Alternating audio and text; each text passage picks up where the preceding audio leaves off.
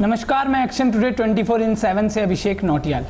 Teachers colony में बरपा बारिश का कहर, क्षेत्रीय पार्षद और विधायक से क्षेत्रवासी नाराज। देहरादून टीचर्स कॉलोनी निवासी इंदिरा सिंह के घर पर बारिश का कहर ऐसा बरपा कि उनको शायद महीने लग जाएं इससे उभरने के लिए। सरकारी सहायता की बात करें तो मात्र आश्वासन के कुछ भी नहीं है। गत रात्रि से हो रही बारिश से कई क्षेत्रों में नुकसान की खबरों के बीच टीचर्स कॉलोनी से भी एक खबर आई है। टीचर्स कॉलोनी निवासी इंदिरा सिंह के घर में भी पानी घुस गया, जिससे बहुत नुकसान हुआ है। उनके साथ वाले घर भी क्षतिग्रस्त हो गया। इंदिरा सिंह ने बताया कि कई बार शासन प्रशासन से और क्षेत्रीय पार्षद महेंद्र कौर, विधायक हरबंस कपूर से शिकायत की गई कि सत्संग भवन साथ वाले नाले से हर बार बारिश के बाद नुकसान होता है, परंतु कभी भी कोई सुनवाई नहीं होती।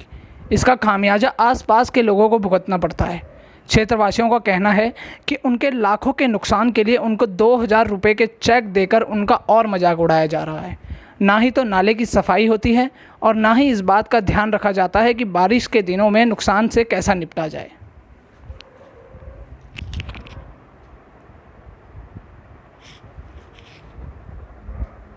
वहीं आज ये नज़ारा है मसूरी के मशहूर पर्यटन स्थल केम्प्टी फॉल का, जहां का झरना भारी बारिश के चलते अपने उफान पर बह रहा है। केम्प्टी फॉल जैसे पर्यटक स्थल जहां पर इस वक्त पर्यटकों की भीड़ दिखाई देती थी, वहीं इस वक्त कोई भी पर्यटक दिखाई नहीं दे रहे हैं। जहां एक तरफ केम्प्टी फॉल का झरना अपने उफान पर है, वहीं दूसरी तरफ देहरादून के मशहूर मंदिर टपकेश्वर महादेव की नदी भी अपने उफान पर बहती दिखाई दी। इस बारिश के चलते लोगों के अंदर जहां एक तरफ कोरोना का तो वहीं दूसरी तरफ बारिश का डर भी देखने को मिला। देहरादून के कैंट क्षेत्र के मसंदावाला में नून और टॉन्स नदी में पार्टी मनाने वालों पर पुलिस ने कार्रवाई की। बता दें कि बरसाती मौसम में अक्सर नदी में हादसे होते हैं। बढ़ते हादसों को देखते हुए पुलिस ने कार्रवाई करने के साथ ही लोगों को हिदायत दी। साथ ही शराब पीने वाले दर्जनों युवक का पुलिस ने चालान भी किया। एसआई सुनील नेगी ने बताया कि लोगों को कई बार चेतावनी भी दी गई थी। ये थाना कैंट पे शिकायतें प्राप्त हो रही थी कि लोग यहाँ पे नदी में, बाजावाला में, ये मसंदावाला में अनावश्यक रूप से भीड़ कर रहे हैं और सोशल डिस्टेंसिंग का पालन नहीं कर रहे हैं। तो इस शिकायत पे हम यहाँ आए थे, तो काफ़ी भीड़ थी। यहाँ लोगों को समझाया गया है, पहली बार इसलिए छोड़ रहे हैं। कईयों को चालान भी किया हमने। हेलो तो यहाँ क्या घूम रहा है? सॉरी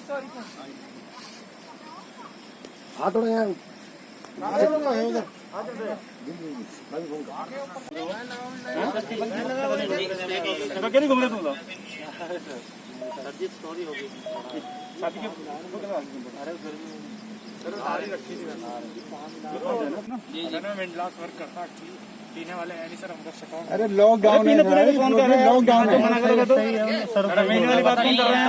पीने वाली बात करेंगे नहीं सर। यहाँ खाली ये कहा गया कि कोरोना का मरीज देखा भी था, मरीज देख रखा नहीं देखा ना, इसलिए नहीं पता हमें देख रखे लोग।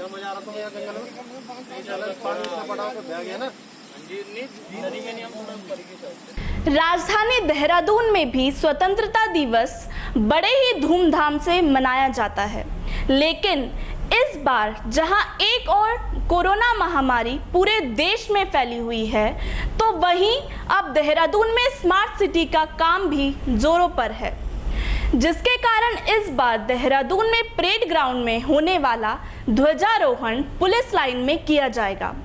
इतिहास में पहली बार होने जा रहा है कि परेड ग्राउंड में स्वतंत्रता दिवस नहीं मनाया जा रहा है। को भारत सरकार से गाइडलाइंस आई हैं कि स्वतंत्रता दिवस समारोह कैसे मनाया जाएगा। उसके क्रम में राज्य सरकार में भी बैठक हुई है और हमें निर्देश प्राप्त हुए। इस बार परेड ग्राउंड में स्मार्ट सिटी का काम चल रहा है, इसलिए ये जो स्वतंत्रता दिवस समारोह होगा वो पुलिस लाइन में किया जाएगा। और पुलिस लाइन में चूँकि सोशल डिस्टेंसिंग के नॉर्म्स भी फॉलो किए जाने हैं, तो और वहाँ पर बहुत ही जो राज्य के VVIP लोग हैं, तो उनकी भी स्वास्थ्य से संबंधित चीज़ों को देखते हुए नंबर इस बार रेस्ट्रिक्ट किए जाएंगे, लेकिन वो क्या व्यवस्था होगी आपको जल्दी ही उससे अवगत करा दिया जाएगा। डेंगू को लेकर जिला प्रशासन भी सतर्क नजर आ रहा है। जिलाधिकारी आशीष श्रीवास्तव की माने तो उनका कहना है कि डेंगू का सर्वेलेंस आशा वर्कर द्वारा किया जा रहा है। उन लोगों ने इसमें काफ़ी अच्छा काम किया है। ये कोविड को लेकर के इश्यूज थे। डेंगू को लेकर के जो है आज की डेट में आपको पता है कि हमारे यहाँ पर जो आंगनवाड़ी वर्कर्स हैं वो जनरल सर्वेलांस कोविड को लेकर के कर रही हैं। कंटेनमेंट जोन के अंदर जो सर्वेलांस है वो सर्वेलांस आशा वर्कर करती हैं और डेंगू का पूरा कंप्लीट सर्वेलांस आशा वर्कर द्वारा किया जा रहा है।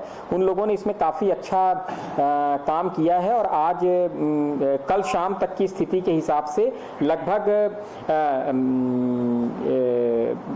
जो इसमें घर चेक किए गए हैं वो 1,84,662 घर चेक किए गए हैं और जो मतलब पब्लिक है जिनको चेकिंग की जा रही कि उनके यहाँ किस तरीके से कोई व्यवस्था डेंगू को लेकर के सारी चीज़ें ठीक हैं, ये 7,17,569 लोगों को इस तरीके के सर्वेलांस किया जा रहा है। लगभग 3,258 घर हैं जहाँ पर डेंगू के लार्वा मिले हैं और इसमें अभी तक 5,27,910 कंटेनर्स को चेक किया गया है जहां पर डेंगू के लार्वा होने की संभावना थी।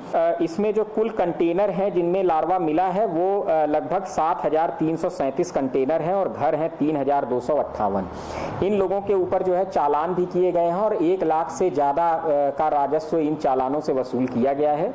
लेकिन पिछले वर्ष से इस वर्ष की स्थिति काफ़ी बेहतर है।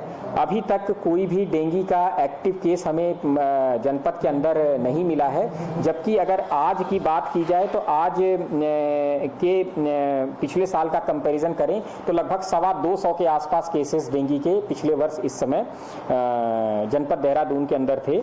तो इस हिसाब से ये कंटिन्यूअस जो पिछले 2 महीने से सर्वेलांस किया जा रहा है उसका ये एक नतीजा है और लोग भी कोविड को लेकर के और डेंगू को लेकर के ज़्यादा जागरूक हैं, जिस वजह से अभी तक इस तरीके की नौबत नहीं आई है।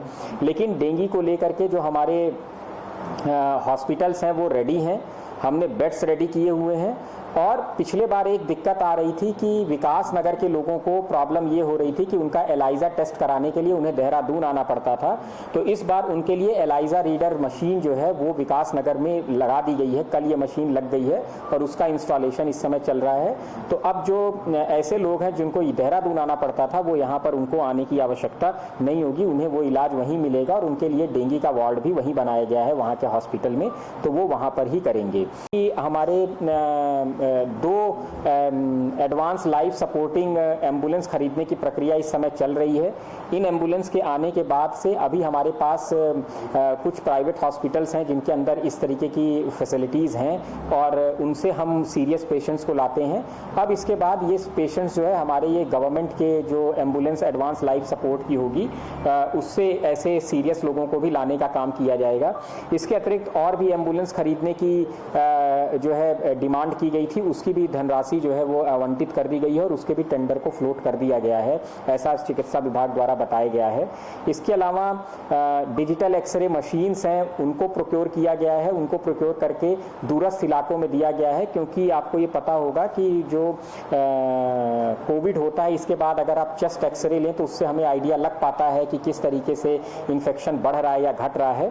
तो इसलिए ये व्यवस्था भी वहाँ पर कर दी गई है कि आगे से लोगों को ऐसी परेशानी नहीं हो दूरस्थ इलाकों में। और बाकी भी जो भी हेल्थ फैसिलिटीज़ हैं, इसके अतिरिक्त जो रिक्रूटमेंट है एनएचएम में जितने रिक्रूटमेंट होने थे पोस्ट के वो सारे के सारे रिक्रूटमेंट भी कर दिए गए हैं। तो आज की डेट में ऐसी कोई परेशानी नहीं है।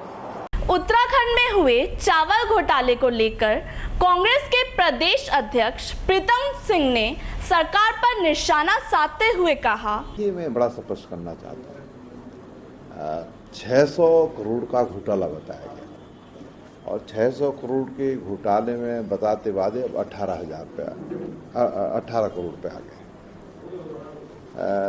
एसआईटी से जांच हुई, ऑडिट हुआ और ऑडिट के बाद आप कह रहे हैं कि खाद्य विभाग इसकी फिर जांच करेगा। तो आप अंदाजा लगा सकते हैं जिस विभाग ने घोटाला करा वही फिर जो है इस पर जांच करेगा, तो बात गले से उतर नहीं रही है।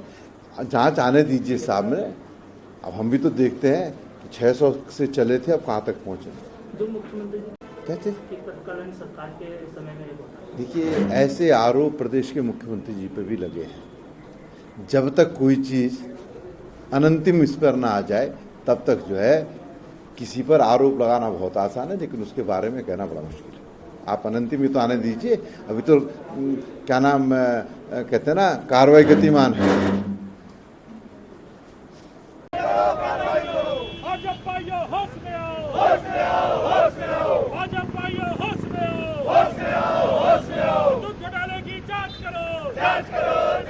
तो इस देश भर की बड़ी और छोटी खबरों के लिए देखते रहिए एक्शन टुडे 24/7।